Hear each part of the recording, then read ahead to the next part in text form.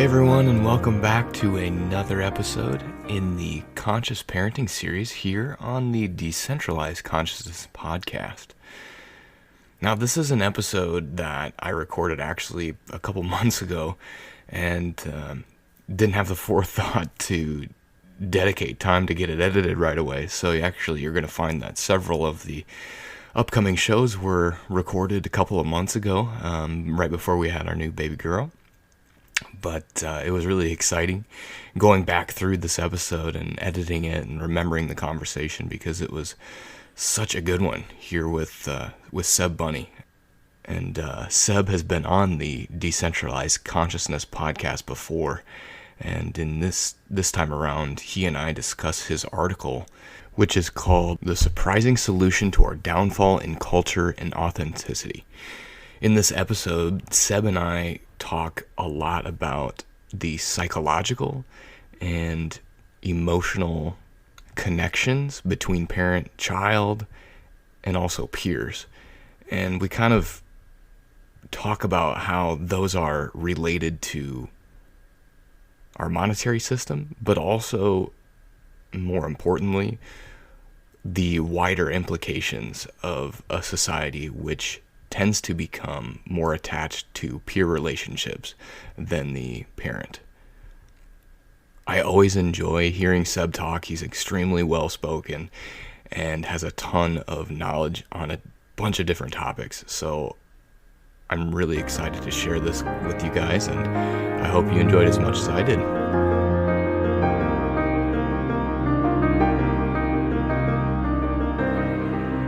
All right. Well, welcome, Seb.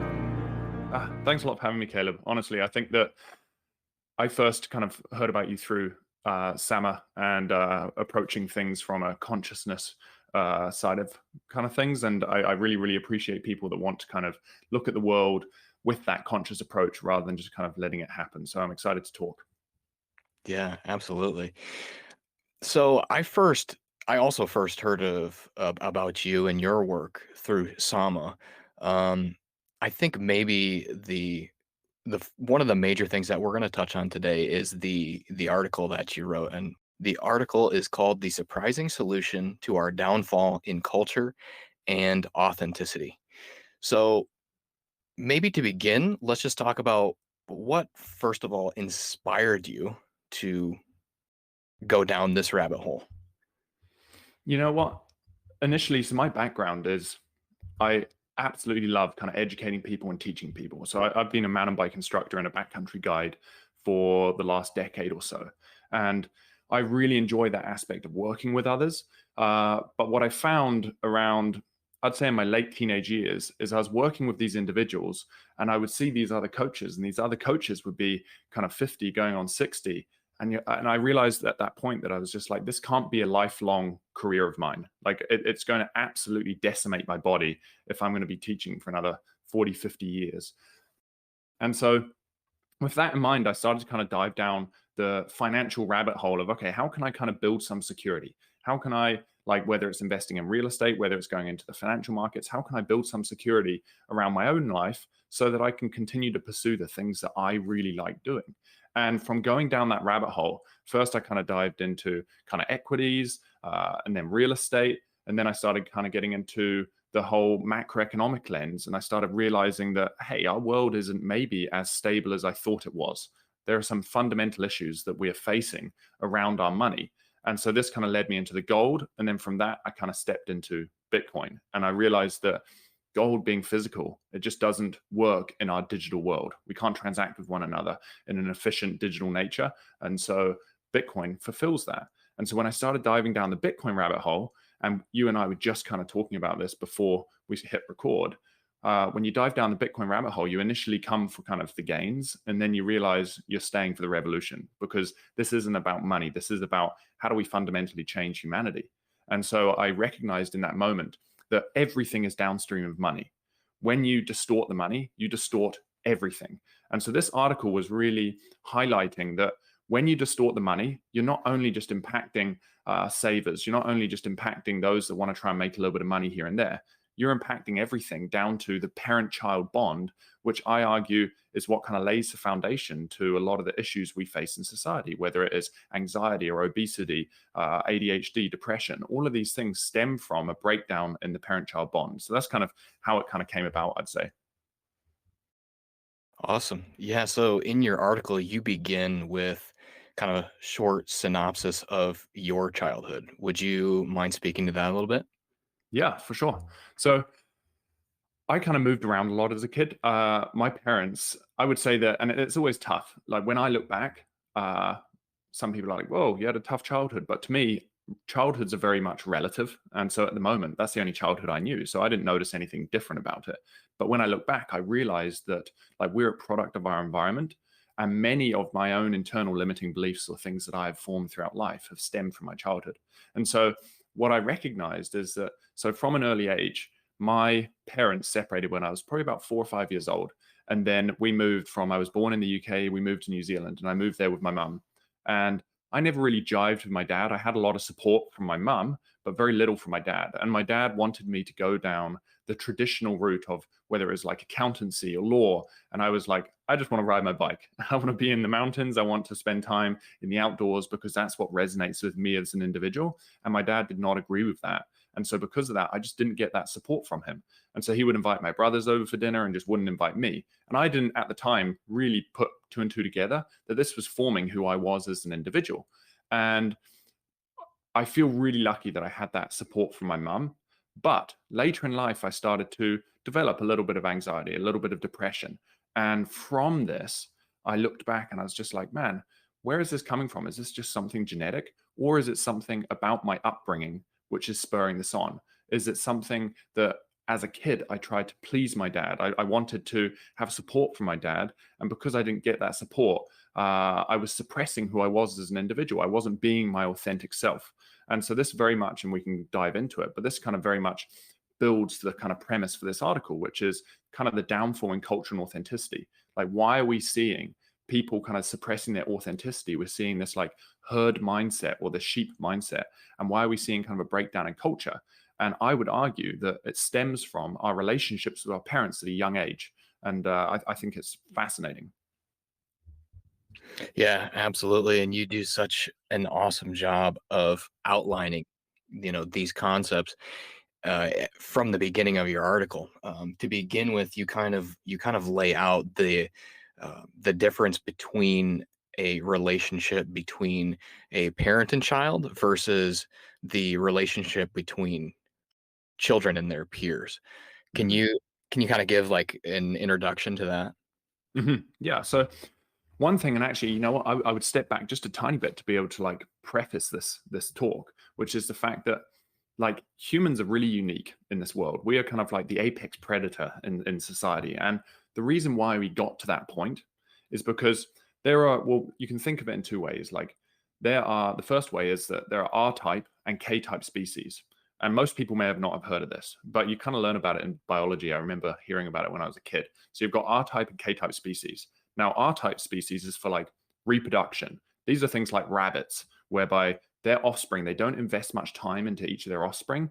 But what they do to kind of counteract that is they have tons of offspring and hope that some of them will survive. Then you have K-type species. Now, K-type species are kind of like elephants. They have one or two offspring and they heavily invest their time into those individual offspring. So they maximize their chance of survival. But if they lose that offspring, then it can be incredibly detrimental to that elephant population.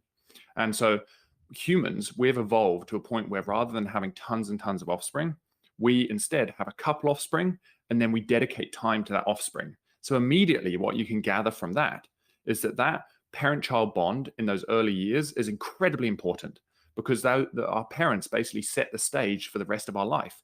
They are kind of that anchor point that allows us to grow. And now secondly, when we are born, our brain is only a quarter of its size because we have to be able to fit through kind of our mum's kind of birth canal. And so our brain is only a quarter of its size, and 90% of, or sorry, the other three quarters happens outside of the womb, with 90% of that growth happening by the age of 3. And so we recognize that those first 3 years or so are incredibly vital, that we have that strong parent-child bond because we are growing into who we are as adults. if our parents don't meet our needs in those early years, those formative years where our brain is growing, then that can be massively detrimental to kind of the rest of our life. And so what I kind of one quote that I kind of use early on in the article is that, like, attachment enables children to hitch a ride with adults who are, at least in the mind of the child, assumed to be more capable of orienting themselves and finding their way. And so this is kind of really important. Like, our parents act as that like guiding compass. They act as that like rock, which kind of allows us to explore the world from a safe space. And now, so when you say you've got kind of the parent bond and you've got the child bond, the peer bond. Now, these are two very different connections. Now, as an adult, they don't matter too much. They're very similar. However, as a child, and I would say under the age of 15, our peer relationships are very different to our parental relationships. The parent acts as that like rock, that guiding compass, which is massively needed in those early developmental years. However, the peer relationship kind of acts in an opposite way, because as peers, we want to fit in, we want to connect, and that connection is really important. But in order to connect, we want to look the same, we want to sound the same, we want to have the same mannerisms, because we're scared of rejection. And if we're scared of rejection, then what are we going to do? We're going to suppress who we are as an individual. So we lose that authenticity. And so in society today, and this is really important to note, is what we're seeing is, as money is kind of losing its value, parents are having to go out and work more. Now, if parents are having to go and work more, and we are seeing more dual income earner families, and like in Canada, for instance, over the last, I think it's over the last 40 years, we've seen 100% increase in dual income earner families. So both parents having to go work, which means there's less connection between the parent and the child. Now, if there's less connection between the parent and the child, and the parent is looking to their peers, but that peer relationship is a very superficial relationship because they're trying to suppress who they are in order to fit in, then that individual is not learning to be their authentic selves. And as we'll probably get into it, like, that is absolutely vital, because expression is so important, because you need to be able to express yourself and your needs. And if you do not express yourself and your needs, this can lead to other issues down the line, such as depression and anxiety, because we don't know how to meet our own internal needs. Wow. Yeah. So for me as a parent of a 2-year-old, I no pressure, right? I mean, I just feel like this immense weight to try to, to help my son feel this authentic connection and love for me as a parent. So, as several times kind of throughout your writing and while you were just speaking, I sort of I sort of take a step back, I zoom out, and I think about how, the world is designed so that, and intentional or otherwise, but it's like the design is the parents spend as minimal time with their children as possible. I mean, and when the parents are with their kids, they're exhausted, and they just want to rest, and then because they've been working all day, and then when the kids are, they're sent off to school, they're placed into a room with a bunch of other kids the same age, and then the adult in the room, really through no choice of their own, they don't really have any other choice but to interact with them by means of control. I mean, there's no really good way to interact with a group of 30 kids. At least that was kind of what my class sizes were when I was in high school. Mhm. There's no good way to interact with a group of this many people, um, in only a short span of like 40 minutes. I think my classes were 40 minutes. So imagine the teacher they have to get something done. They have to have something on paper that says, I accomplished X, Y, and Z. And they only have 40 minutes at a time to communicate with a group of 30 incredibly unique individuals who are different in every possible way. I mean, so not only are these kids, they don't have the attention and presence and outpouring of love that naturally comes from their parents, but they also aren't getting anything even close to it from the teachers, the adults in the room either. So it kind of makes me sad to think about it. But as people who are listening to this series are going to, sort of find as a big theme for me and a big curiosity of mine is figuring out a different mode of education for my children and exploring all of these different possibilities.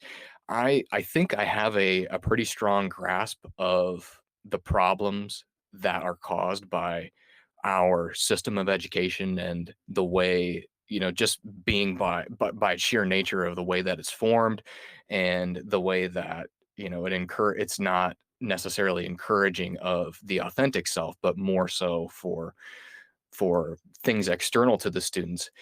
And, I couldn't help but notice that you, as a child, had made a big decision to, leave the traditional education system. What was your experience with that?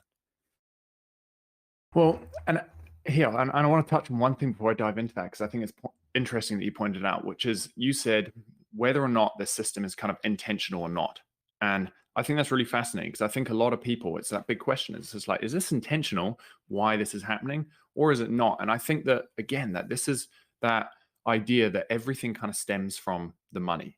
And so when you distort the money, you distort everything downstream of money. And I think now money has a lot of like stigma behind it, the word money. And I think that if we actually just step back and ask ourselves, well, what really is money? Well, you can think of it as if the only way to obtain money for the average person, ignoring a government, if the only way to obtain money is I either have to go to work and expend my time or I have to go and expend my energy. So if you think about it, money is just time and energy. So if money is just time and energy, yet we have a government who is devaluing the currency through monetary debasement, then what you start to realize is that our time is being diminished. So if our time is being diminished and we're not able to spend that time with our kids, with our family, then what ends up happening is we have to spend more time at work to be able to have the same lifestyle that we did yesterday. And so this is where I wouldn't necessarily say that it is intentional, and I can't prove this, it's just my assumption, but I wouldn't necessarily say that it's intentional. However, what I would say is that when someone has a money printer, it creates a system whereby if you have a money printer and you can just turn it on, then you have a system that is always going to alleviate short-term pain without ever looking to the future. Because if you have the ability to alleviate short-term pain, then why would you not do that? And so I think that this is where it's really fascinating, is that when you have a system with a money printer and someone can just press a button and print more money and stimulate the economy, not only are you devaluing the currency, but that money, there's no way for it to be used productively because those people never had to earn it. They never had to invest time and energy into it. So all they're doing is putting out little forest fires that are starting to arise from their own previous behavior. And so I think that when it comes to the school system, this is one of those things that's happening. It's like we have 30 kids in the classroom, and Daniel Prince talks about this a lot on his podcast, Once Bitten, which is we have a school system that came about in the 17th century, the Victorian era. And the whole idea and the whole premise of our school system was to create a labor workforce, a factory workforce.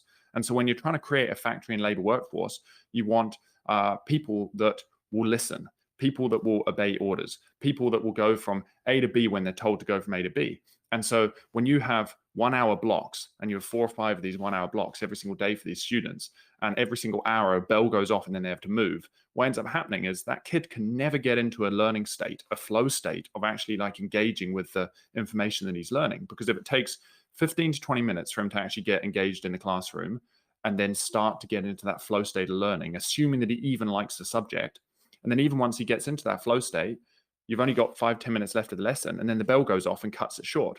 And so kids are just basically being put in this environment that is incredibly stimulating because you've got tons of kids around you, so you're not getting that parental attachment.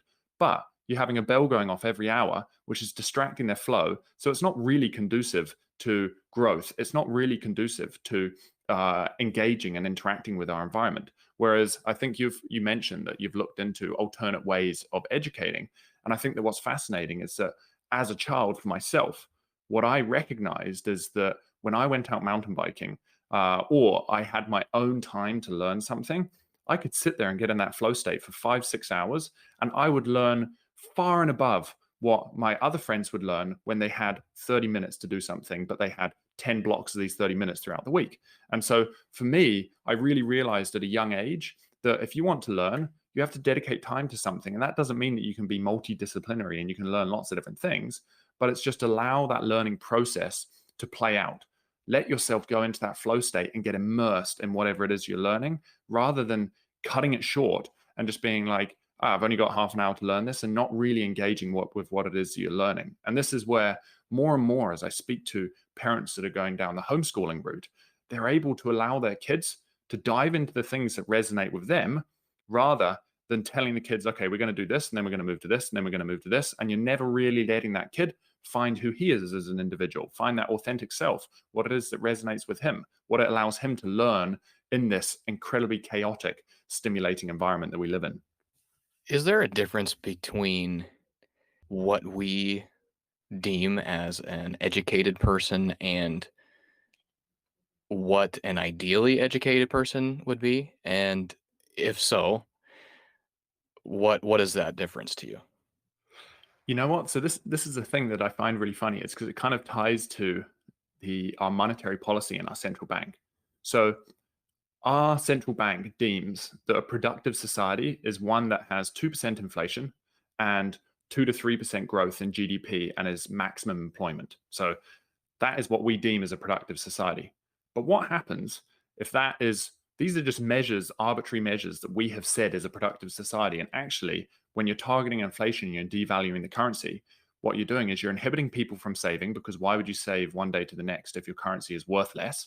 But two, you're trying to push maximum employment when we've got a society where technology is making things cheaper, and it's easing the quality of life, or should be easing the quality of life. And so if we're trying to push people to work and we're devaluing the currency over time, I would argue that that is not a productive society. And this is the same thing when it comes to education. We have set these arbitrary measures whereby however many initials you have after your name, that is what we deem as someone who is successful in life. But the reality is that, again, this is just arbitrary. And a lot of these individuals, if you put them into a scenario where they had to be self-sufficient, whether it is through like farming or living off the land or being resourceful with the things that they have access to, a lot of these individuals would quickly succumb to their environment. And so I think that we're building a world that is not very adaptable. We're building a world that is very cognitive, but we've kind of disconnected from who we are. We've disconnected from our authentic selves. We've disconnected from the things that resonate with us internally. And so for me, what I deem as someone who is successful is someone who's able to understand themselves, someone who is in touch with their emotions, someone who is in touch with what it is that resonates with them. And who's me to say that if you want to go down the route of teaching mountain biking, or you want to go down the route of law, if law is what really inspires you, then that is freaking awesome. But if law is not what inspires you, but you go down it because you're being pressured by those around you in society, then I would argue that you've lost your way. Does that make sense? Yeah, absolutely. And one thing that I wanna point out too is there are pressures all around us, and they're extremely, extremely subtle. So, just because, to use your example with going into law, just because, maybe your parents are not lawyers or something like this, doesn't necessarily mean that, you know, a choice to pursue an education as a lawyer or to become a lawyer doesn't necessarily mean that you're still not being pressured. You still have to consider the pressures from peers. For me, a big part of my childhood was about status. It was about, I was able to get the grades. I was able to, get accolades in school and have a ton of friends and this kind of thing. And, as I'm growing today and I turn back and reflect on those experiences, I really begin to notice for me how empty those things really were. And so, Mhm. the choice to pursue a career that is, one of high status and has a lot of money and these kind of things, if you can take a step back and say, without these things, would I still want to be a lawyer? Would I still want to help people in this regard? And if the answer is yes, then great. But I think, unfortunately, as you were saying, the incentives have gotten so distorted that we've just been reaching and reaching and reaching for love that is coming from without instead of within. And the parent is the person who teaches us how to find love from within, how to feel that, no matter what I do, no matter what I say, no matter who I am, that there is love. And if the parent isn't there to give that to me, then I start getting confused as a child.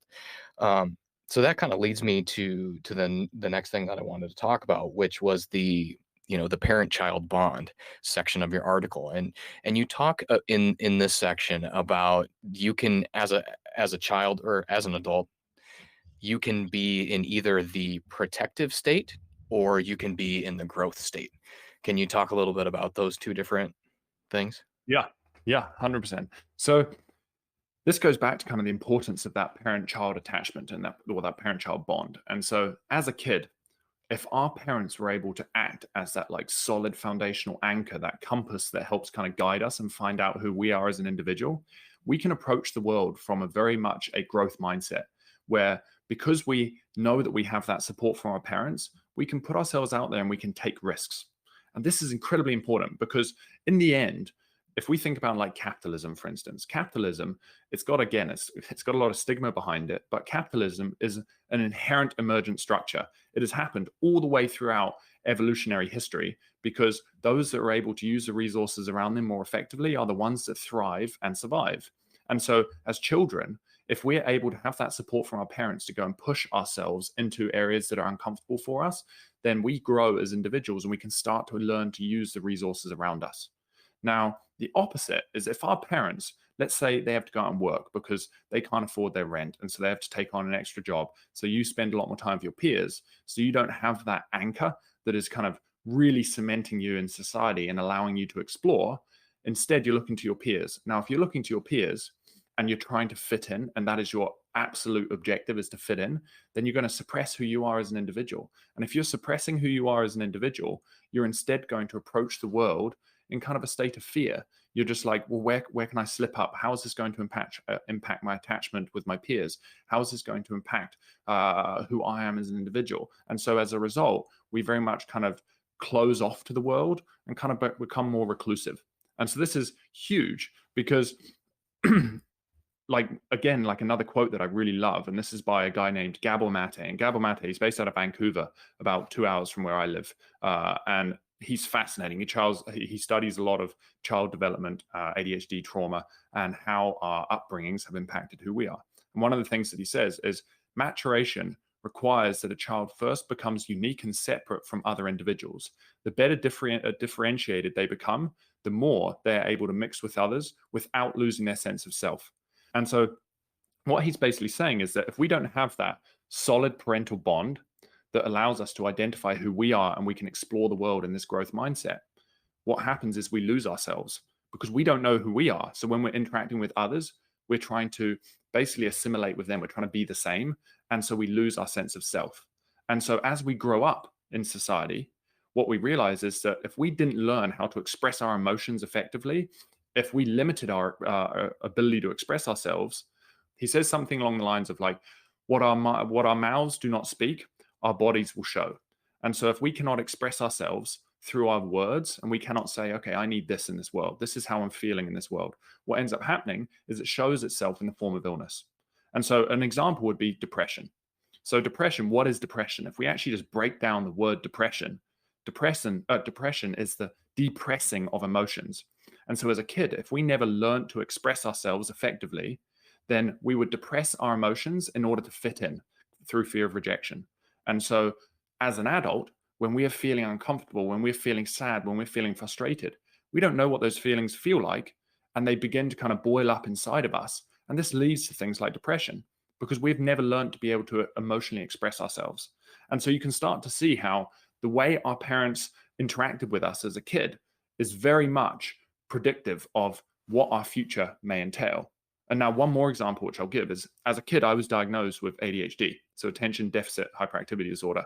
And ADHD, this is talked about so much throughout society, but a lot of people tend to think of it as being genetic, but it is far from genetic. It is definitely environmental. And there's a lot of studies that are starting to show that it is environmental.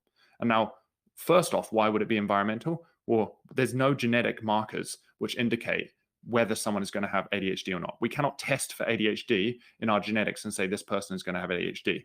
Instead, it seems to show itself in early childhood. And so what a lot of people, such as Gabor Mate, tend to, what the data tends to show, is that as a kid, if we are in an uncomfortable situation, we have three ways we can respond. We can fight. If we're kind of 2 to 3, 4 years old, we're not going to fight our parents. If our parents were not giving us what we need, we're not going to fight our parents. We're a lot of the times we respect our parents and we need that attachment, so we're not going to fight them. Well, we can flight, we can run away.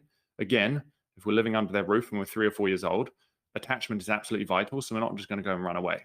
And then finally, there's fight, flight, or freeze. And freeze is just kind of disconnect emotionally or disconnect mentally from this uncomfortable situation. And so in this environment, ADHD stems from the fact that when we find ourselves in our early years in uncomfortable situations, whatever that uncomfortable situation may be, if we're not fighting back and we're not running away because we can't, then we learn to disconnect emotionally and mentally. And so this is what kind of stems into kind of the rest of our life. In school, when we find ourselves in an uncomfortable situation, rather than being able to, okay, you know what, engage, cognitively focus on what it is that I have to do, I've learned as a child to disconnect. And this is what leads to this attention deficit. We really struggle in uncomfortable situations because as a child, we never learn how to regulate ourselves. And so we learn to disconnect. And so what you're starting to see, and what I really try to highlight in this article, is that when the whole like nature versus nurture argument, we are very much a product of our nurture, very much a product of our environment. And things like ADHD, things like depression, things like obesity, they stem from our environment and how we were brought up as children. Yeah, I find this topic really, really interesting. Um, so you had mentioned, like in your article, that you like when a child is between, I think, 0 and up to 10 years old, we're in what are called theta brainwaves. And basically, what that means is that everything that we see, everything that we experience, for the most part, we're not really contemplating it in any sort of way. So it's like when this experience happens, when people tell us something, we just believe it to be true. And so we're quite literally, as as people often say, we are sponges as we are children. So when you're diagnosed with anxiety, ADHD, these kind of things, you believe that. You immediately believe that there is something different about you. You are, and to me, this is such a detriment to kids, especially considering what you're saying, which is there aren't genetic markers. There's nothing physically going on. There's nothing that we can point out in the human brain that says, yes, this brain is an ADHD brain. No, this person was, was diagnosed based on a certain set of criteria, which are also changing really regularly. It's just insane to me. So and I don't know, maybe you can speak to that a little bit further. Yeah. And there's actually, so just recently I was on the Once Bitten podcast with Daniel Prince, and we were talking about this, and he recommended, and I would, if people are fascinated by this kind of topic, I would highly recommend listening to his discussion with a lady called Naomi Fisher. And so Naomi Fisher was I believe she's a psychiatrist that works with the NHS in the UK. So the NHS is National Health Service. It's basically the subsidized health system in the UK. And she has specialized in kind of this developmental area and with ADHD diagnoses and things like that. And what she noticed is that she kind of gave up on the system when she had a 2-year wait list for ADHD diagnoses. And so the way she describes it is that there is a blame or brain kind of approach from parents. So when it comes to your kids, if a kid has the tendencies of ADHD, then they can either look at it from the blame. Well, it is from our environment. It is from our upbringing, which is kind of this ADHD is stemmed from, or the brain. Well, it's inherent in his brain. We can't help it. And a lot of parents really struggle with accepting that because of their upbringing, and well, not their upbringing, because of their environment that they provided for their sons or their daughters' upbringing, that ADHD is stemmed from this. They really struggle with that. And so instead, what is far easier is to go to a psychiatrist and get an ADHD diagnosis saying, don't worry, it's just there's something wrong with their brain. And so as a result, what do? We put them on medication and we suppress who they are as an individual. But this doesn't fix the problem. And it's just like, again, we go back to the money. When you print more money to mask this fragility in society, we're not fixing the issue. We're only masking the issue. And this is exactly the same with ADHD. When we have these kids that are they're hyperactive, they want to engage with things, but they're struggling with their attention. Well, why is this coming about? Well, we've got this deteriorating parent-child bond, and then we've got this school system with so much stimulus where they're being told to sit at a desk, and then every hour the bell's going off, and then they're having to transition between subjects, and then they've got 30 kids in the class that are shouting. Like, you can understand why they may have attention deficit, because our environment is not conducive to learning. Our environment is not conducive to finding our authentic self. And so this is huge. And so I think that in society, what is happening is that we don't necessarily realize, but we're going down this path of alleviation, not just in the money, but in everything. We're just trying to find quick fixes to mask the issue and to move on with life. But these issues, because they're not fixing the solution or fixing the problem, we're creating this underlying fragility in society where more and more people are unable to be effective, productive members of society because they think something is wrong. And nothing is wrong. We're just a product of our environment. And if you read Gabor's book called Scattered Minds, which is all about ADHD, we can very much change. If we've wired our brain a certain way at a young age, we can alter that by changing our environment as an adult and start to process and work through this stuff. And so for me as an individual, what I've noticed is that I went through school and I dropped out of school when I was 13, 14 years old because I despised it. I absolutely hated it because I didn't really feel as if I fit in. I didn't feel like I was able to learn. I didn't feel as if it was an environment that helped me grow as an individual. And so I dropped out because I thought I was thick. I didn't really feel I was that smart, and I'm just going to go ride my bike. But then what I realized is when I left school and I started to read and I started to explore the internet and actually dive into topics that interested me, I found out that actually I can learn. And it's now at a point where I'm so obsessed with learning that I think last year, and this is not like a brag or anything, it's more just to highlight that it's a change of mental state. But like last year, I think I read 118 books. And I would never, if you had told me that even 5, 10 years ago, I would never have predicted that because I just had to alter my state and realize that actually I am no different to anyone else.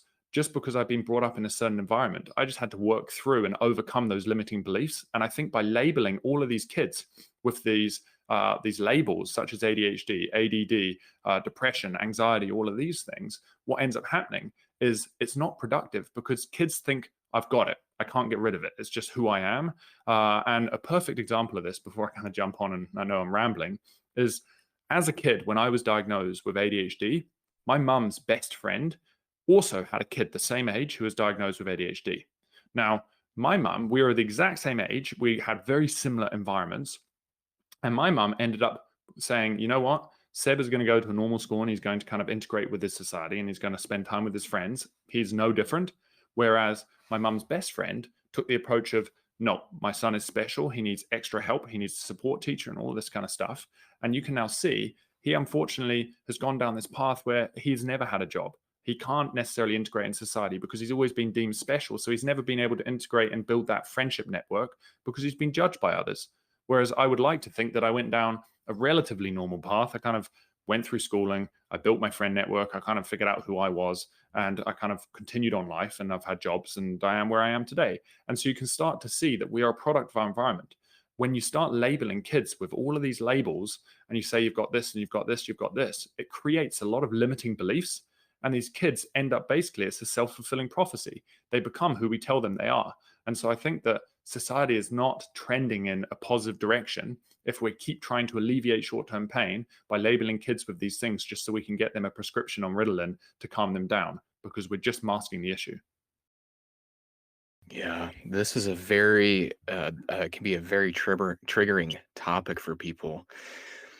I think because what I've begun to notice is we are a society which is increasingly becoming more and more attached to our identifications. But the identifications have to meet a list of being socially acceptable. So, and what I mean by that is like right now, um, like there seems to be an attachment to, oh, am I somewhere on the autistic spectrum? Do I have somewhere do I land on the spectrum of ADHD? And then of course you have, all of these political identifications. And, I think that as people continue to search for who they are, like you can just see people are so desperate to figure out and live from their authentic self that they'll reach for anything that they can Mhm. identify with and take pride in. And but then they're also latching on to sort of the peer attachment style of living, which is very trendy. It's very much about, okay, I will attach to this identity only if it is socially acceptable to my peers. Mhm.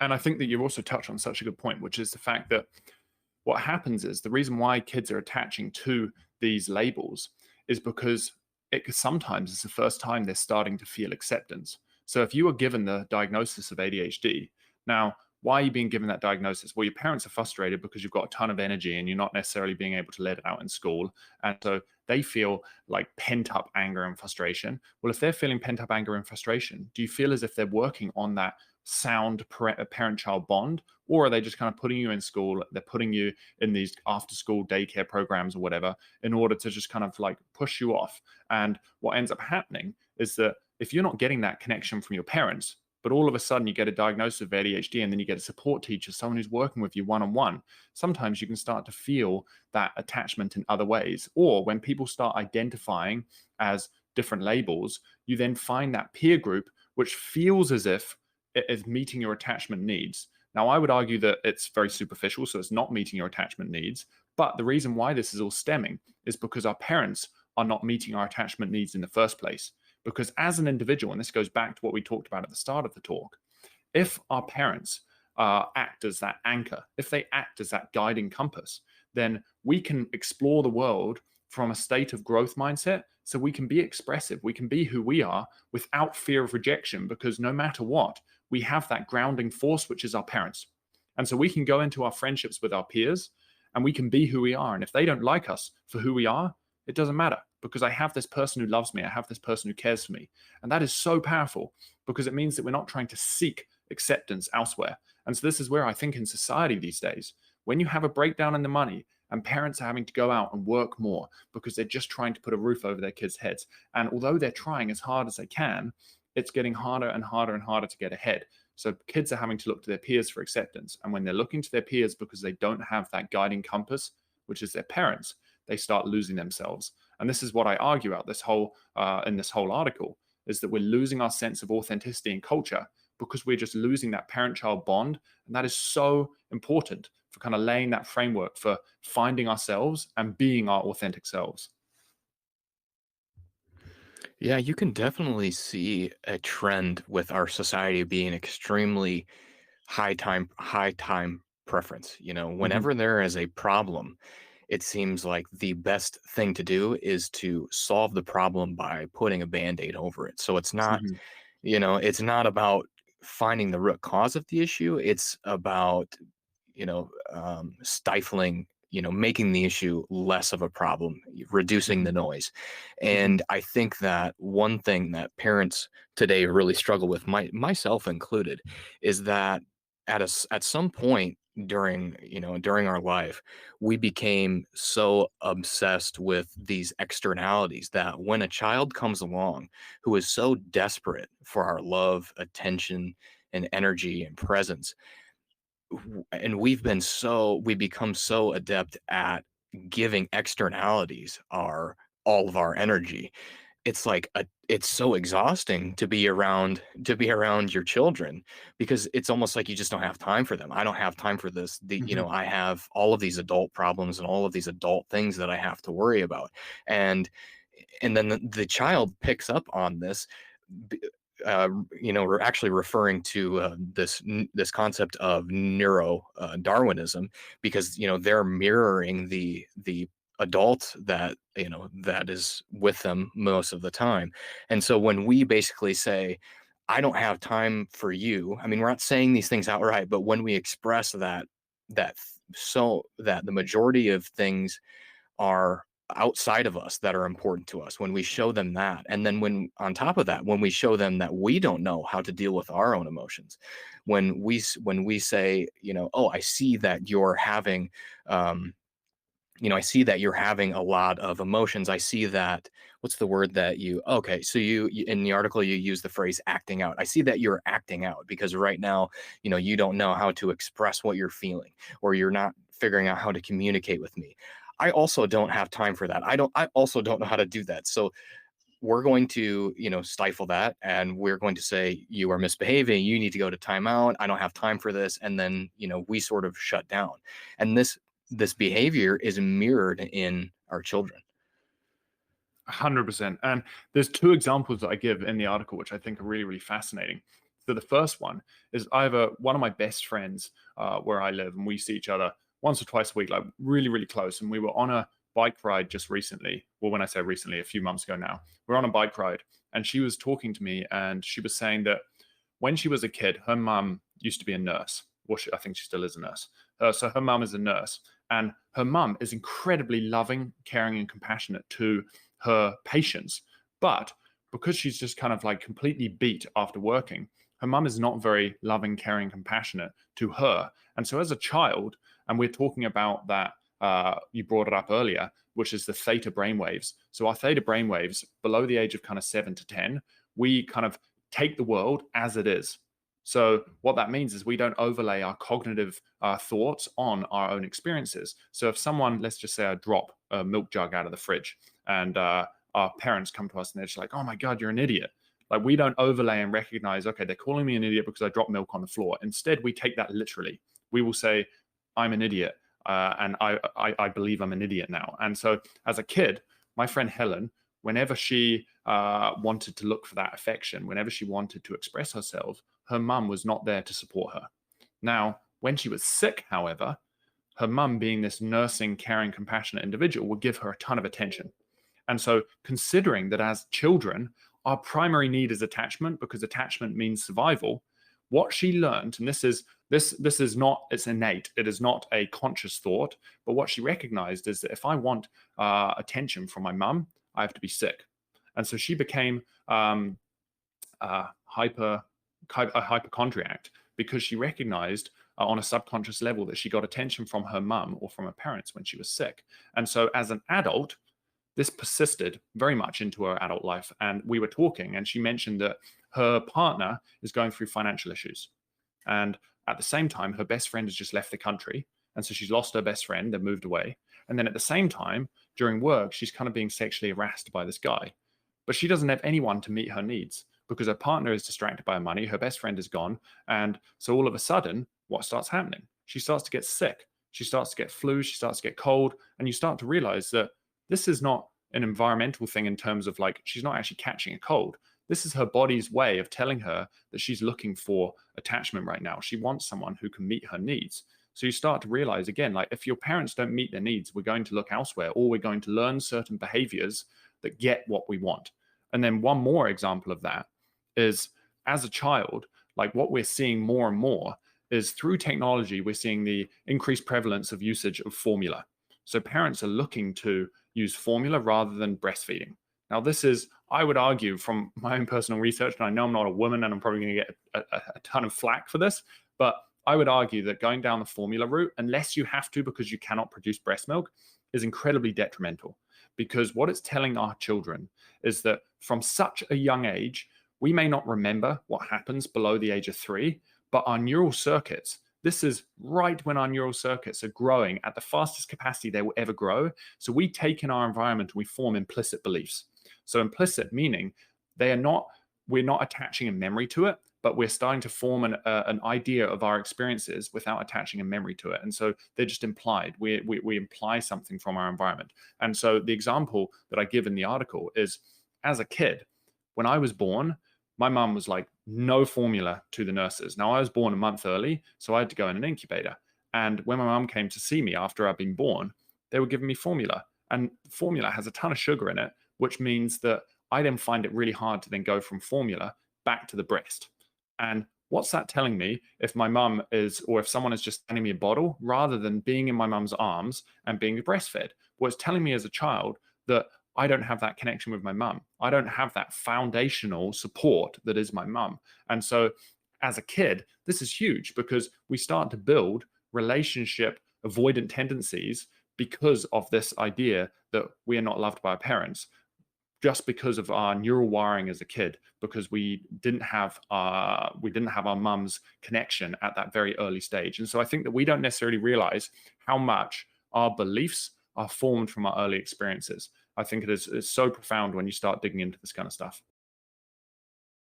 So many things are coming up for me when you go over this topic, because I can really relate to what you're saying. I have so many things. So first of all, like I totally agree. I think that vibrationally. So if you envision or believe that the world is just a bunch of energy, everything, even matter itself is just energy, and you imagine our economy and our way of life as a flow of energy, the just imagine the difference between the energy of formula, which is very much about profit. It's not. I think that they're, because of our money and because of our we're so keen to meet the needs in the present and not looking to the future, it becomes simply about the bottom line. And I think that naturally, humanity is not inclined to be structured that way, and our money perverts that. But the formula, the vibration of the formula from inception has this sort of fix it in the present type of mentality, whereas the breast milk is coming from the mother, from a place of love, from nature. And and you're right. Like I also feel nervous, kind of talking about these things, because I'm not a woman.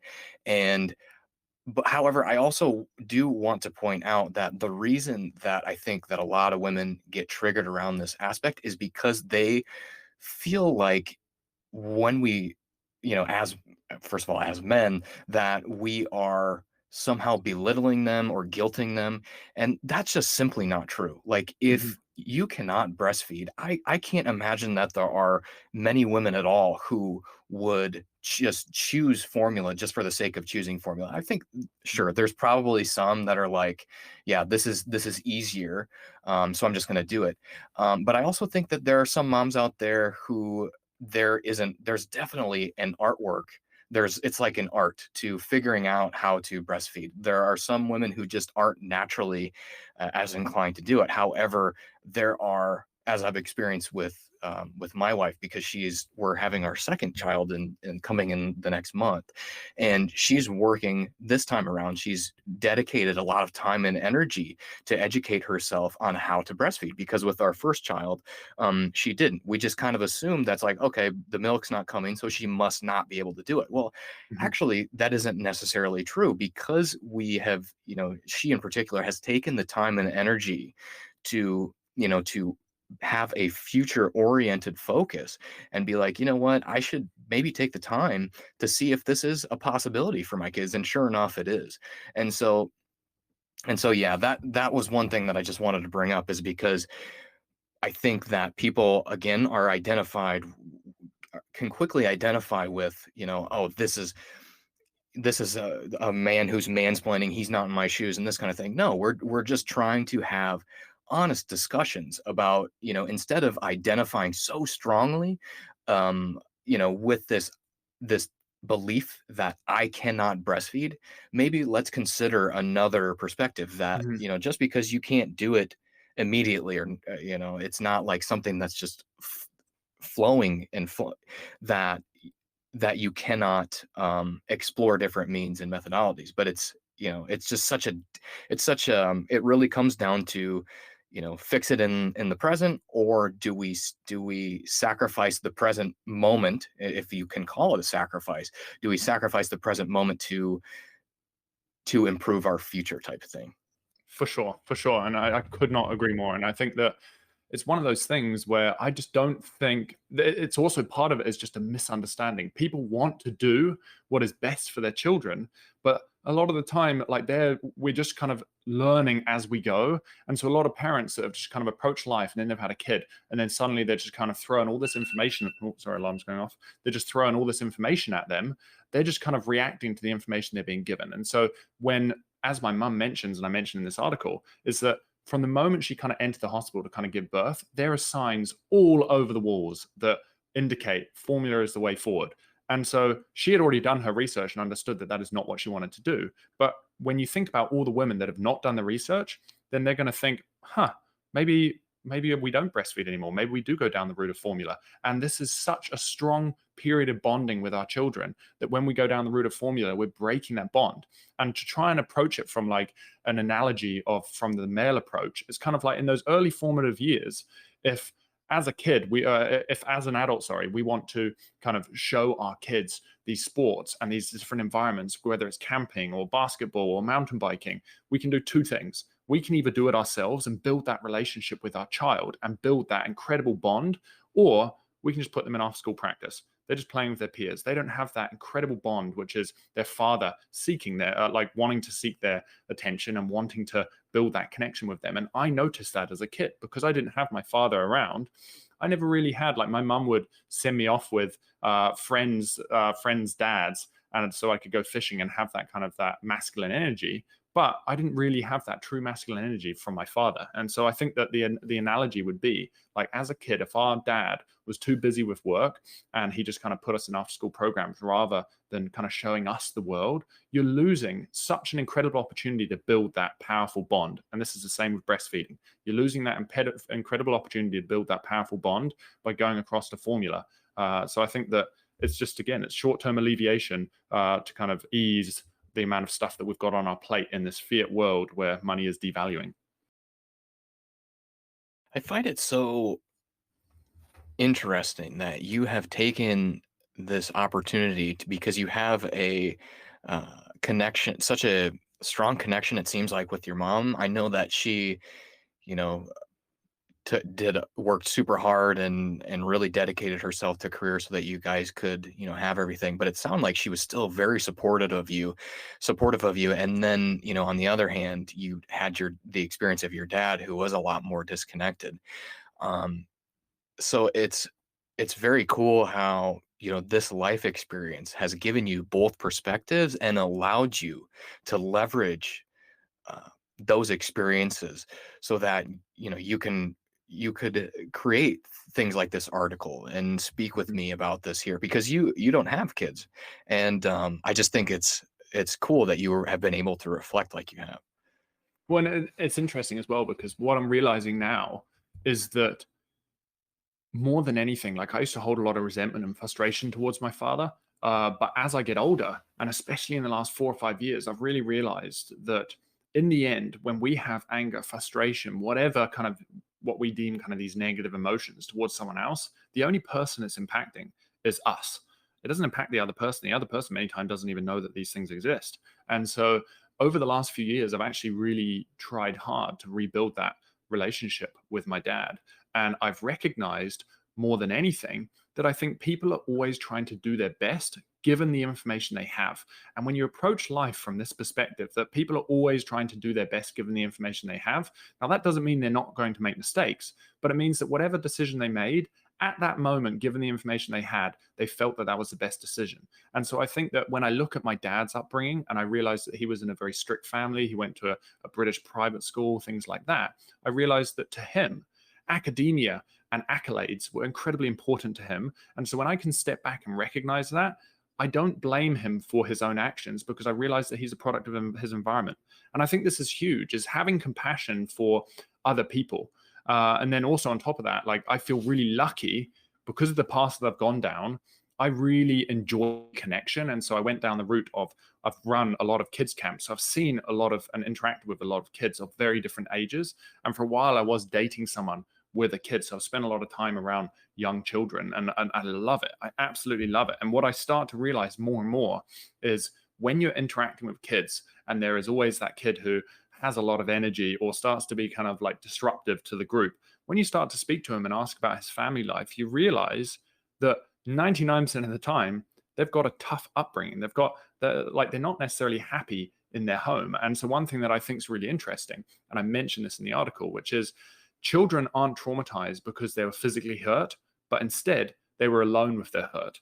And so we tend to think of like this trauma as, the parents beat them or the parents do X, Y, Z, or there's something that is horrendous. But the reality is you can have these parents that are incredibly loving and incredibly caring on a monetary level, as in they give their kids whatever toys they need, whatever food they want, they take them wherever they want. But if they're not there emotionally, then the kid is alone with his hurt. And a lot of the time, kids will develop into like a lot of these challenges that we're seeing in society purely just because although the parent was doing the best with the information they had, they weren't meeting their emotional needs. And this is just where I really try to highlight is that what is so important is this emotional expression. As a child, we need to be able to emotionally express ourselves. If we're not able to emotionally express ourselves, it shows itself in other forms later in life, whether that is depression, ADHD, obesity, all of these things. And what's really interesting is that, so at the moment, I'm writing a book, and I think it's going to be called Realigning Incentives. I'm about 95% of the way through. And what I recognized, and this was since writing this article, is that, so this article is all about how emotional expression is absolutely vital, because if we don't have emotional expression, it can lead to issues down the line. Well, monetary expression is just as vital. If in society we do not have accurate supply and demand, if people cannot monetarily express themselves where they want because the government impedes where you want to spend your money, or they're taking your money through debasement and spending it elsewhere, then it shows itself in issues down the line. And so monetary and emotional expression are absolutely vital, or else we start to see consequences down the line because we're not expressing ourselves in the way we want to. Does that make sense? Yeah, yeah, absolutely. And I think a little hint that our kids give us as far as how our incentives are misaligned is just the sheer fact that no matter what we give them, from a monetary aspect, from a resource aspect, the thing that they care about the most is the love and the emotional Mhm. attachment. That's the thing that Mhm. they care about the most. And if every single one of us is born this way and eventually, you know, turned to, view it from this resource and monetary perspective, it seems obvious to me that it's very natural. It's a very natural thing that if every kid is born wanting something totally different than what most parents believe is, you know, the ideal image or the ideal set of, ways to express love. It's really something that I think we need to sit back and consider as parents and as human beings. The only downside, or I guess the major complication with all of this, and this is really kind of what the bottom portion of your article is focused on, is because our monetary system, our system of economics, is set up to basically trap you into these cycles and burdens of debt, that you sort of become like a willing slave to this system. And you just, as we had discussed before, you become so exhausted with trying to attain the resources for survival that completely lose touch with the emotional connection. No, and fully. And it's interesting because when you distort the money, you also distort people's behaviors and people's values. And so we've talked a little bit about kind of our time preference, so whether or not we favor the present or favor the past. But one of the interesting things when we talk about preference is when it comes to like saving or spending. And so in our society, when you have money that is being devalued, if one day to the next we know that it's going to be worth less, then that is not conducive to a saving environment. We're not incentivized to save for the future. Instead, well, our purchasing power is going to be the best in the present, so I might as well spend my money now. So we create a consumer society. Now, if we're creating a consumer society, what we're telling our kids is that you always want the newest thing. You want the newest shoes, you want the newest bicycle, you want the newest Game Boy, whatever it may be.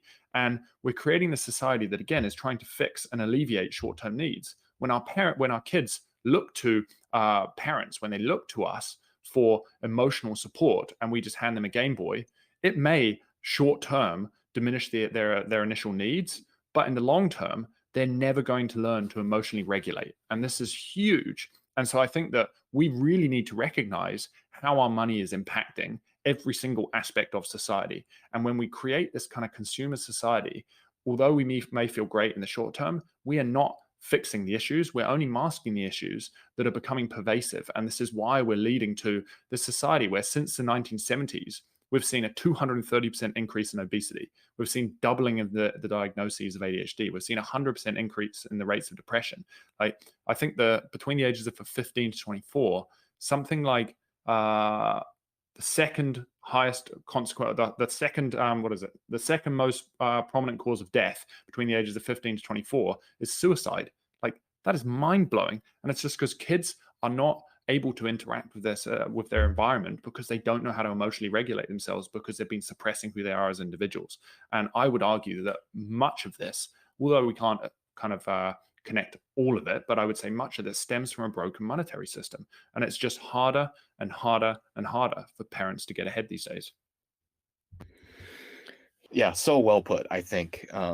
So what you're saying basically makes me think back to something you had said at the very beginning, which is money is a representation of our value and our energy. And right now, the monetary system, the type of money that we have deteriorates, and it's kind of reflected back in society at large, in that when we expend energy and create value for other people, we do not feel attached to that value like we should. We don't treat it as though, time is our most precious resource. And, this is coming from a place of love. It's almost like the money, because it is a naturally deteriorating form of it, it doesn't produce the best form of labor. It doesn't produce the best form of production from society, because it doesn't represent the best form. Whereas a money that is designed to hold its value, people then can make a shift to say, all right, I can put forth my best energy. I can put forth my best effort to look forward to the future, and actually, to sacrifice the waiting, or, to be able to wait in the present in order to further grow something in the future and have a better outcome in the future. The money probably isn't a reflection. The money probably creates this outcome. It's not like humanity is that way naturally.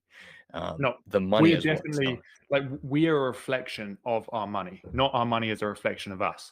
So depending on whether or not our money is distorted, it will reflect back on us as to, like, what our behaviors are, what we value, our time preference, things like that. And so actually yesterday, I went ski touring, and as I'm walking up, I'm talking with my friend, and she mentioned something about how capitalism, a lot of the issues stem from capitalism. And I was like, you know what, I'm going to push back on that.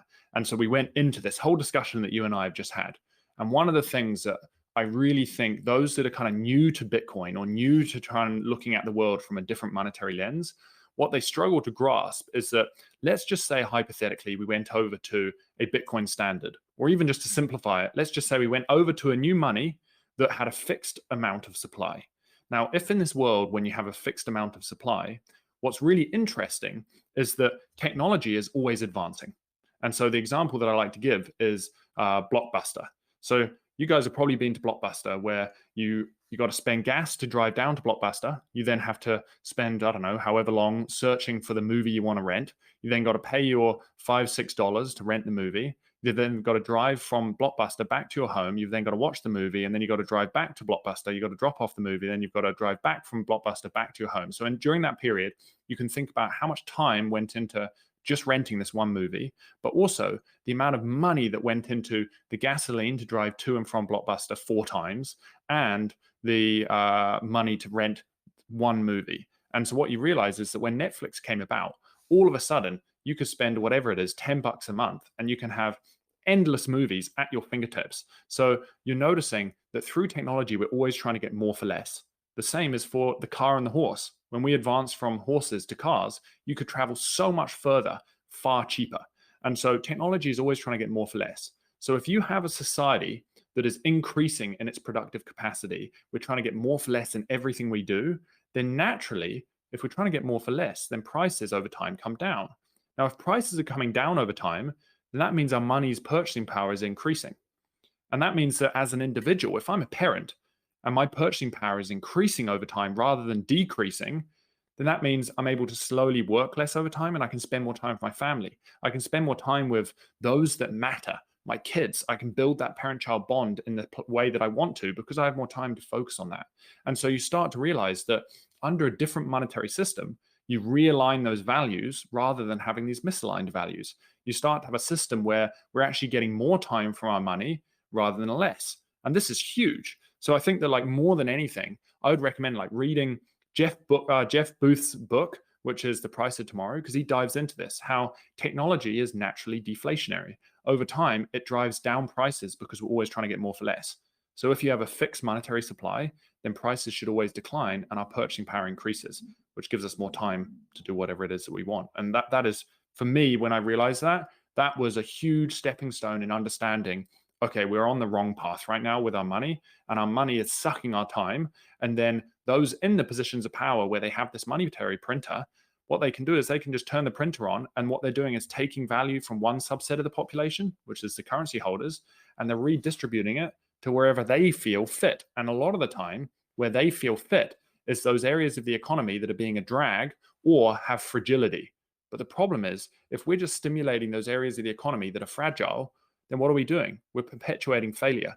We're not letting companies that are being fiscally irresponsible, areas of the economy that are not providing value, we're not allowing them to wither away, and we're impeding productive capacity in society. Those that are actually producing value, those that are actually have enough money to save, we're taking their value and they're redistributing it back to areas of the economy that are struggling and failing, which is basically just economically destructive. It's not conducive to any form of like growth in society, and it's going to impact humanity long term.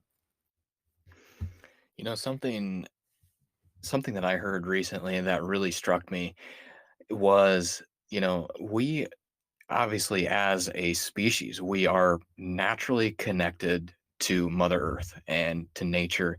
And so in my opinion, I think that we can look to nature and the way that it organizes itself as a fantastic example on how we can develop and, thrive in our own lives. And just on the economic front, what I heard recently that it was just so I had never considered before is that in nature, nothing gets so massive that it just continues to grow and grow and grow and grow endlessly. Eventually, that thing will become so large and inefficient that it will just die. I mean, that's why you see billions and billions and billions of tiny little bugs, and that's why you don't see like trees that extend up outside of the atmosphere, and you see them spreading out laterally and into individual units. And so I f- I think it is interesting to kind of point out that economically, when you have units that just continue to grow into these super large monopolies that really own entire sectors of our world economy, regardless of whether or not it is regardless of whether or not the name expands across all of the tentacles, it's still owned by the same people, and it's just completely unnatural. And so it sort of gives birth to all of this unnatural and unhappiness and disconnect with the people that are involved with the organizations. And it's interesting you say that, because when we were touring yesterday with this person that I was trying to explain this whole system to, one of her pushbacks was, yeah, but in the free market, when you have kind of capitalism, you have these monopolies form. And I kind of pushed back and I said, no, you naturally, like, although yes, they're like, I cannot argue that in no situation would you have monopolies form. However, what I would say is that this is a product of crony capitalism. And crony capitalism is whereby you have a state that has the effects of lobbying, and you have capitalism to some certain extent. And so what ends up happening is you see big corporations, whether it's Microsoft, whether it's Apple, whether it is Monsanto, you see all of these corporations that they kind of defy the laws of the free market because they can rise up, they can become these big corporations, but then they can lobby and then put regulation in place to create a regulatory moat. And in doing so, they can continue to increase in size, which is completely unnatural. Whereas, as you mentioned, in nature, what ends up happening, and this is the same for corporations, is that as a corporation grows in size, it starts to become ossified, it starts to calcify, because it's hard for that corporation to pivot quickly when it's got 100,000 or so employees. It's really hard. Whereas some small little nimble corporation, some new exciting startup can quickly adapt and meet the needs of the market, which allows for creative destruction to happen. And what's interesting is we've seen this happen over time as technology has advanced. When you look at the S&P 500, so the Standard & Poor's 500, some of the 500 biggest companies in the US, when you look at over the last 100 years, we've gone from around 100 years ago, I believe the average age of the company in the S&P 500 was, I think, around 70 years old, whereas today it is around 10 to 12 years old. So you can already see the age of these corporations is kind of diminishing as technology takes a hold, because as technology's rate of growth increases, then you see this rate of creative destruction increase too. So companies are basically being broken down quickly through technological advancement. But these big corporations, these big monopolies that we see today, are not a product of capitalism. They're a product of crony capitalism. They're a product of these individuals that have this excess capital being able to direct it towards lobbying and then creating regulatory moats, which is not natural. That's more of a like democratic socialist response to the free market rather than a traditional naturally emergent free market. Yep, exactly. It's the individual has been basically lobbied against so that they have less power. Mhm. And, to circle back around to this idea of conscious parenting is we're talking about is re-empowering our children and teaching them how to thrive in this world without needing things outside of themselves and how to deal with their emotions. um, you obviously have gone down a spiritual journey, and you've obviously gone through a lot of spiritual growth, and I'm sure you've begun to realize this yourself, is that even if, let's say, you had, if it's possible to define this way, a perfect childhood and both parents were emotionally supportive and taught you everything that you needed to know, at the end of the day, it's completely up to you to be connected to your authentic self. It's completely up to you to choose to live from the higher place. No, and you know what? Like, it goes back to that question that you asked early on, which was like, society obviously has this idea of success, which is kind of accolades, and in economics, it is growth in employment and growth in GDP and inflation. But when it comes to the individual, one thing that I really, really like to kind of view this kind of, or this holistic approach to kind of the individual, is the difference between beingness and doingness. So doingness is what we do. It is our job. It is kind of more of these superficial aspects of who we are. And I think society pushes us to focus on our doingness. Okay, you need the job, you need the money, you need the house, you need all of these things around us. But that creates a very superficial lifestyle. Whereas our beingness is, well, how do I want to be in this world? What are my values? How do I want to approach life? And I think that more than anything, what I'm recognizing as I grow older is that I really would just want to strive to support those around me in their beingness rather than their doingness. And in doing so, I approach, no matter what it is, whether I have to change job, whether it is that I get fired, whether or not my interests change, I'm always approaching with the same values rather than being, you know what, I want to be a firefighter. So then I go down the route of firefighting and then realize, actually, I don't want to be a firefighter. And then I feel disappointment because I didn't really know who I was. Whereas being able to approach things with values rather than expectations through these physical, superficial things, I think is much more, it promotes a sense of self and authenticity rather than a more of a materialistic ideals approach to life. Man, that is so well said. The last thing that I wanted to ask you, and so what I've been doing in my interviews is the last question that I ask is, as a parent, what is the number one thing that you have learned thus far from your kids?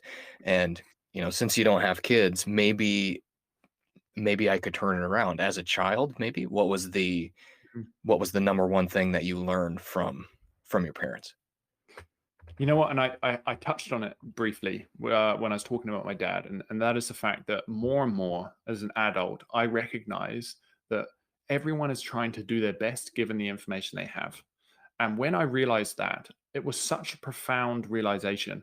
It helped me remove that judgment because you realize that when someone treats you poorly, when someone does something you don't like, when you're able to, you don't have to agree with it, but what you realize is that you can have compassion for the other person. And so I really would say that that is the biggest takeaway that has changed the way that I look at life is just this understanding that everyone is trying to do the best they can given the information they have. I think that is huge.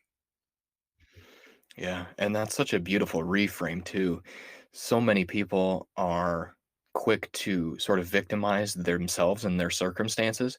Mhm. And so for you to sort of, turn around and say, there's something that I can learn here and I can empower myself with that is really cool.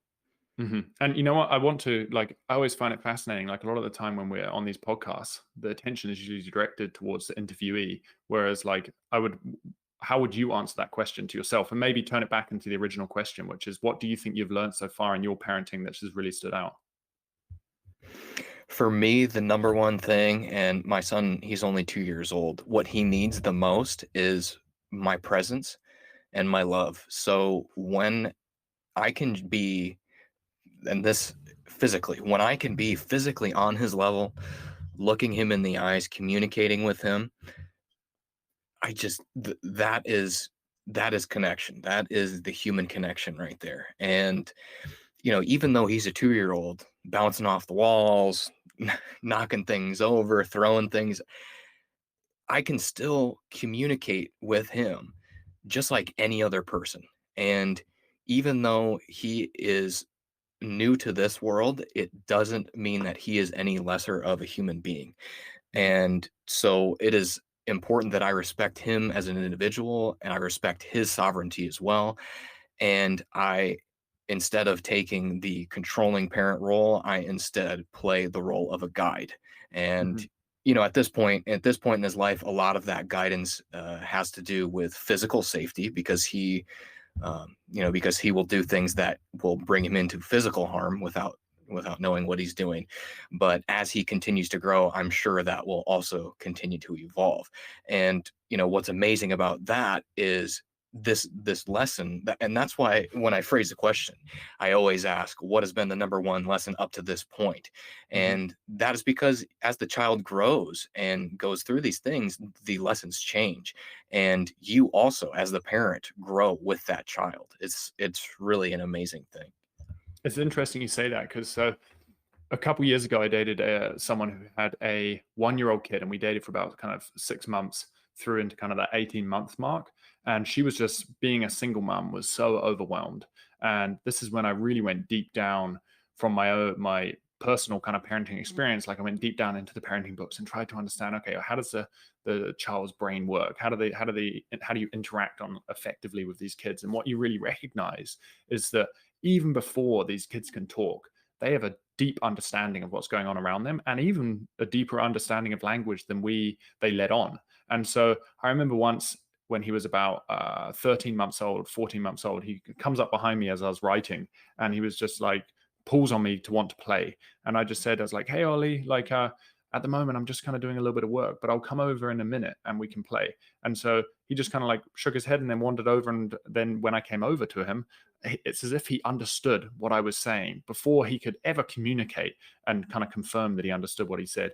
He let Yes, me like exactly. left me alone, and it's phenomenal. And I think one of the other things that really opened my eyes is this kind of idea of authenticity and emotional growth is so powerful. And so as an adult, if we can instill this in our kids, if we're able to communicate to them, one, how they feel, but also how we feel. So as a kid, when they first enter this world and when they first start communicating, they don't know how to name emotions. And so we've got to show them how to name emotions. And so when they do something that we don't like, or when we're feeling a certain way, when we're feeling frustrated, hungry, angry, when we're able to express that in words, then they can start to connect those emotions to words. And it's the same with them. If they look like they're feeling hungry, we can be like, hey, I notice you're feeling hungry, or I notice you look like you feel frustrated right now. And by doing this, you're starting at a very young age to connect emotions to feelings. And this is huge because then they can better express themselves as they grow.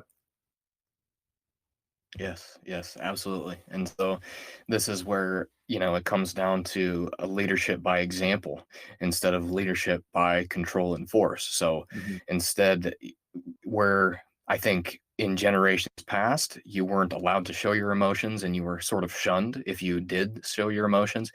Instead, it is now we as the adult know how to use our emotions because there is a Mhm. reason for them.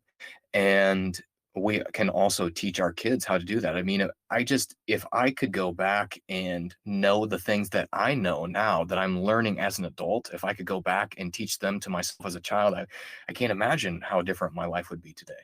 Mhm. Mhm. 100%. So I did actually have one more question to you that's a little off topic, but you had mentioned that you read like 118 books last year. I mean, first of all, kudos to you. That's amazing. Do you have any tricks as far as how you accomplish that? I mean, like some kind of like crazy speed reading technique or something you use? Yeah. So learning and like efficiency of learning is something that I find really, really fascinating. And so actually, you're the first person who's kind of caught onto this and asked this question, because I don't really talk about this very much other than just with friends. And so one of the biggest things that I find is our minds, when you actually dig into how we learn, when we read, reading is not very effective because one, we sub-vocalize. So we say what it is that we're reading in our head, and then we listen to what we're saying in our head. So we're actually still listening to what we are reading. We're one step removed from it because we have to read it, translate it into language, and then listen to what we say in our head. And this is called sub-vocalization. Whereas when we listen, we avoid that whole step of processing from the act of reading. Now, what's really interesting is a lot of people are like, hey, I'm not very good at listening. I just get distracted. So I'd much rather read. And this is where the big difference between reading and listening kind of comes in, is that people find reading easier to comprehend because they're able to stay focused. Whereas once you're able to kind of focus in on what you're listening to, that is when you're able to learn really effectively. And so for me, I take my dog for walks like once or twice a day, and we just wander through the forest, and where there is no other stimuli other than the forest. And I find that as an environment that helps me listen to what it is that I am reading. And what's more is our brain can also process much faster than it lets on. And so over time, you can start to move up your words per minute. So you can go from, I think, normal people speaking is about 160 words per minute. Then you can go up to kind of 200, 250, 300, and so on. And as you start moving up, just be really conscious that you're not pushing yourself to the point where you don't understand what they're saying, but you're able to work up to a point where, okay, you've found that sweet spot where you're able to integrate what it is that they're saying, but you're also able to work through books a little faster.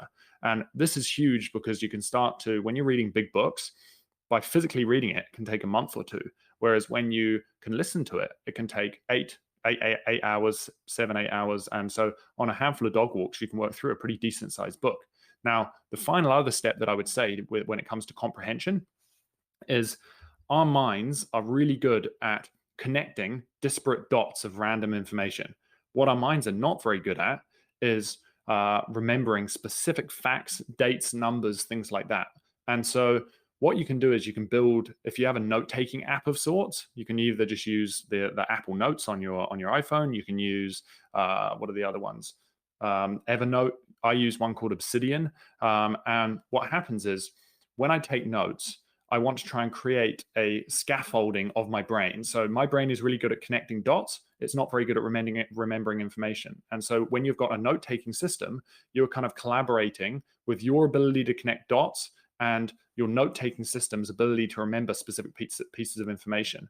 And so if you have some form of tagging system, whether you're using hashtags or links, and you're able to find information easily in your notes, then you're kind of getting the best of both worlds. So kind of going back to kind of summarize that, it's really important, one, to kind of see if you can transition over to the act of listening, because our brain is far better at taking in information when we're listening than when we're reading. We just have to get over the ability of being distracted. And then two, build a note-taking system whereby we are more effective at connecting dots. So we've got to have that note-taking system to store all of the information, and we've got to go back to it over time. The more you go back to it, the more you remember it. And that's kind of how you build comprehension, but also you can just work through information. So I'm curious, when you are taking notes, are you stopping like in the middle of your walk and then writing something down, or is it more so I'll listen for 15 minutes and then, summarize the block type of thing? So you know what, it's a really good point, because a lot of people take notes when they read a book. They're just like, okay, this is what chapter 1 said, and this is what chapter 2 said, and this is what chapter 3. And the reality is that it's just such a waste of time, because if something doesn't really resonate with you, if you're taking a note on it, you're just wasting your time. So the key thing when it comes to taking notes is take notes on things that resonate with you. If something doesn't resonate with you, there's no point in taking a note, because you'll never go back to it. And so the first thing you got to do when you're going through a book, if something really stands out, I just pause it right then and there and I write it down. Now, there's kind of 3 stages to notes. The first stage to notes is when I take a note, I tend to either copy the text from like the ebook or whatever it is that I'm reading, or if I'm listening, I try to copy the text kind of somewhat accurately about what they're saying. Now, that's the first stage of the note. And then once I've finished the book, what I then do is I go through and I start to bold all of the stuff that really stood out to me. So my note should already be all the stuff that I found really interesting. But once I've gone through all of the stuff that's interesting, I then highlight the things that were really kind of profound or kind of gave me insight. Now, that's the second stage. And then the third stage is, of the things that I then found that were incredibly insightful and profound, I then expand on it in my own words. And so these are kind of the 3 stages. And every single one of my notes, I have first all of the notes that I found interesting in the book. Then I have all of the ones that were really kind of profound, bolded. And then I have all of the ones that, out of the ones that were really profound and bolded, I've kind of expanded on a few of those into ones that, wow, I've got my own thoughts, or they connect to other notes. Because this is something that's really fascinating, is that if our mind is really good at connecting dots, when we have a note, if there's something that stands out in our book, like let's say I'm reading a book called, or actually recently, or about a year ago, I read a book called The Happiness Advantage. And one thing stood out to me because I remember I was reading another book and one specific fact stood out to me. And so what I would do is I would connect that one fact to this other book that I was reading. And in doing so, our notes then start to represent how our brain actually functions. What we're doing is we're looking for similarities in things we're learning with other things we're learning. And so then our note-taking system starts to represent our brain. And that is when I found my note-taking system kind of began to kind of create a life of its own. It was kind of like my second brain. And there's a bunch of people that refer to their note-taking systems as my second brain. So a kind of long-winded answer to your question. No, not at all. It was super valuable. I think you have Looking Glass education. I think it would be well worth, and maybe you already have one, a course on how you learn would be super valuable. You know what? A little while back, I started writing a course on this. And I was like, man, will they find interest in this? But I think that I've never really vocalized that to many people. And so I started writing it, but I haven't actually ever released it. So I think that maybe this gives me the motivation to continue, because I think that for me, learning is so fascinating. And I mentioned earlier in this talk, like as a kid, I thought I was like thick. I was like, I can't learn. I've got short-term memory loss. I'm crap at this kind of stuff. And then as an adult, I was like, that's all just limiting beliefs. When you find out what you are interested in, our ability to learn is profound. And I think that a lot of people, sometimes when I mention, hey, I just read this book, or I read that book, or I've done this, they're just like, oh my God, you're so special. You're able to do all the, and I'm just like, no, I've dedicated a lot of time to my ability to learn. And if you want to learn, you can also do the same. Learning is just a skill like anything else. And I was not born with that skill. And so more than anything, a lot of these things are not innate. If people recognize that, then I think the world would be a better place, because if we just dedicate our time to things, we can improve as individuals. Yep. Yep. I think that's a great place to end it. So Seb, before I let you go, maybe talk a little bit about where people can connect with you, talk a little bit about Looking Glass. For sure. Yeah. So I've kind of got two primary places you can connect. So I have a newsletter, a free weekly newsletter. And this kind of dives into it's called the Chi of Self Sovereignty. And you can find it at just Seb Bunney. So SEBBUNNEY.com. And it's free, comes out every Wednesday. And I kind of dive into what it's like to kind of live in an increasingly not so free world, but I approach it from the perspective of kind of self-sovereignty, how we can be more self-sovereign, how we can become masters of our own emotions, whether we're looking at like meditation or whether it is our money and all of these aspects.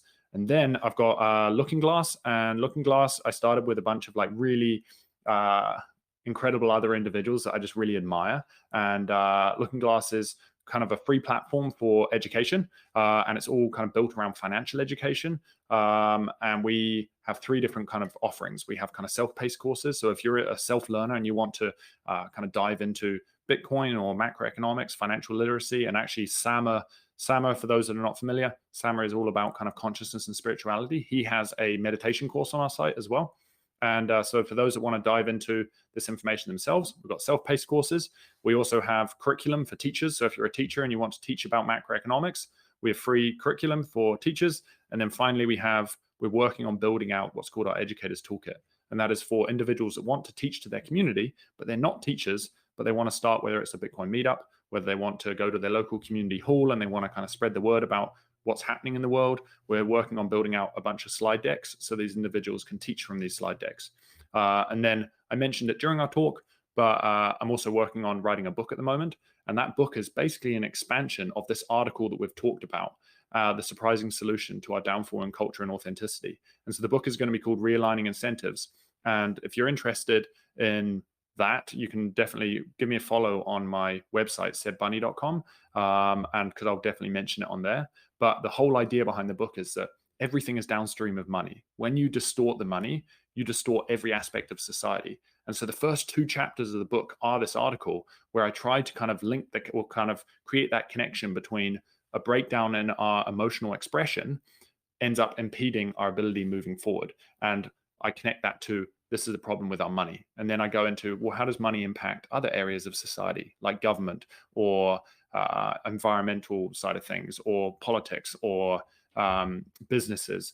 And so I kind of dive into all of these different aspects so that people can start to recognize that money is just not this thing it's not simply this thing that we interact with. It impacts every single thing we do. And so, yeah, that's called Realigning Incentives. Awesome. Well, thank you so much for coming on today. This has been such a fun conversation. Wow. Yeah, we could talk for hours, I feel like. So thank you so much. No, anytime. And I just really, really value, and I mentioned this at the start, I just truly, truly value anyone who wants to kind of talk about kind of being the best we can be as humans, trying to see the world as it is, being objective, and trying to improve the lives of our kids and those around us. I truly, truly admire. So I want to thank you, Caleb, and thanks for having me on. Absolutely. Yeah, let's do it again. 100%.